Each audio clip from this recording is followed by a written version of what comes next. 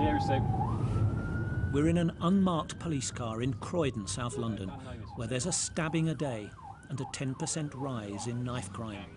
They both clocked us already. Part of the officer's job is to disrupt the borough's gangs. Have you got any bail conditions? Where there are gangs, there are knives. Have you got anything on you now that you shouldn't have? Okay. These two teenagers are robbery suspects. The stop and search found no knives this time. We've had various stabbings.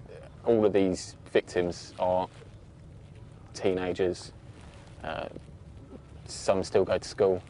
A lot of our normal robbery suspects are 12, 13 years old. They're carrying knives and they've got no regard with what they're doing, and they have got no regard. They have no respect when we're dealing with them either, so they don't care if police are going to arrest them or chase them. London has just had its worst year for almost a decade for fatal stabbings. There were 80. To try to reverse the trend, there will be more stop and search. A controversial tactic which in the past has alienated black communities who felt they were unfairly targeted. It is a fine balance that has to be drawn. Stop and search absolutely works as a policing tactic. According to the Prime Minister, it has no effect on knife crime. As a professional police officer, my position would be that stop and search is an absolutely crucial tactic in dealing particularly with something like knife crime. But how do you convince politicians that it's the right thing to do? Well, I think we convince politicians by effectively using stop and search and getting the results that we need from stop and search and managing some of those community tensions that you described. An increase in stop and search has forced some knife users to hide their weapons. Somewhere they can retrieve them in a hurry. The police make regular weapon sweeps. In Peckham, another part of South London, on a troubled estate, officers found 2 knives within half an hour. They're just left around in these areas to be used as weapons and picked up by gangs and other violent individuals. So when we stop and search them on the streets, they won't have them on them. They'll be ready to hand if they come into conflict in this area. They'll be able to pick them up easily and use them. Police realised long ago that enforcement alone would not solve knife crime.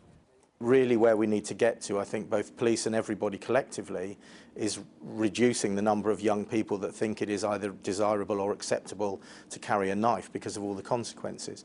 And as you say, we have schools officers who are in pretty much every school in London and giving talks to the children at all levels through the school in terms of making responsible decisions about a whole range of things, but particularly around knives. While London struggles against rising knife crime, in Glasgow it's a different story. 12 years ago, a United Nations report branded Glasgow the most violent city in the developed world. We had a homicide rate involving knives that was 3.5 times higher than anywhere else in Europe. Anywhere else, 3.5 times the number of knives of homicide anywhere else in Europe.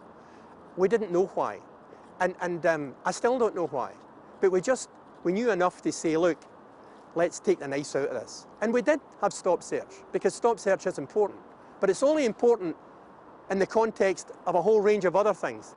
To stem the wave of Glasgow knife attacks, John Carnacan set up the Violence Reduction Unit. His groundbreaking approach was to bring in other agencies. The scheme was later rolled out across Scotland. We got all the guys who were in gangs, we brought them together, about 80 or 90 at a time, and we said, we've had enough of this. The community's had enough of this. You've had enough of this. It needs to stop. And when you stop, we'll help you do other stuff. And the gang stuff was a huge success, because we had social work involved, we had education, we had health, we had the courts, we had communities, we had youth groups. At this Glasgow workshop, prison leavers are taught new skills. They're paid and given help to find jobs. It's just part of the multi-agency initiative that has proved so successful. 12 years on, the model is now funded by the Scottish Government, and it's still working. The annual murder rate in Scotland has more than halved, from 137 to 61. I think we're seeing a better understanding of the background to violent crime. We know that at its heart, violence comes from inequality. It comes from deprivation, it comes from poor housing and education. It comes from adverse childhood experiences. It comes from young men who've suffered often physical, emotional, sexual or violent abuse of some sort in their younger years. It comes from a whole host of different causes, and we know that the police alone cannot solve that issue. It has to be solved by society as a whole, by politicians, by local authorities, by the community themselves. Skins in the truck, that's us, man. On the internet, there are many vivid reminders to police in London of the challenge they face. The crews of the Croydon robbery cars have experienced similar extreme violence. It's a drug deal gone wrong, and someone's brought a knife to the deal, and they've ended up being stabbed with it. After stabbing someone, there was a massive fight, and it was all quite a bit nasty and quite a lot of blood. In East London, I was taken to meet a gang member who went to prison for stabbing someone. He said his name was Dylan, and he wore an animal mask to hide his face. What did it feel like to stab someone? Well, when I stabbed someone, it didn't feel nice, but as I said to you, I had to do what I got to do. But I said that I need the money at the time, and I see this guy, he walked past me in a nice Rolex, so I had to stab him to get that, because he was trying to fight back, so I had to stab him. I stabbed him 6 times. That sounds like you nearly killed him. Nearly, but he's still alive now. He's still alive. I don't know. Dylan said he knew where to get a knife if he needed one, but he was trying to turn his life around. Will you ever use a knife again? No. As I said, I'm trying to change my life. I've got something to help me. I've met a nice girlfriend now, so I'm just trying to change my life. Yeah, that's all. But lots of other people are still using knives. What would you say to them? What would I say to them? I say to them, put down a knife, stay in school, stay in college, and get off this road life. That's what I would say.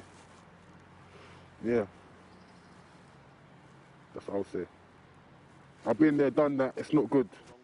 Dylan is being guided towards a new life by Gangsline, a small group of ex-gang members who advise police and local authorities on understanding the culture they're dealing with. I train them on understanding the lifestyle, understanding what a gang member thinks like. So before you go and arrest somebody, or before you look at somebody in a certain way, you need to understand where he came from and what was the root causes to some of the issues that he was faced with. And when you understand a gang member, you have communication. When you have communication, you can now actually speak with that person and say, hey, well, I know I can do this to actually help you. Everyone we met had a view on what could help to bring down knife crime in London. London's police have studied what their colleagues have done in Glasgow and are adopting much of it. Will that work?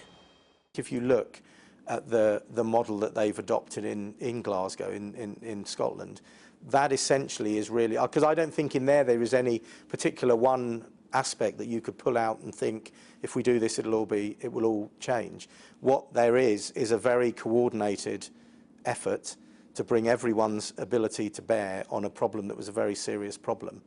The police clearly have a very big role to play.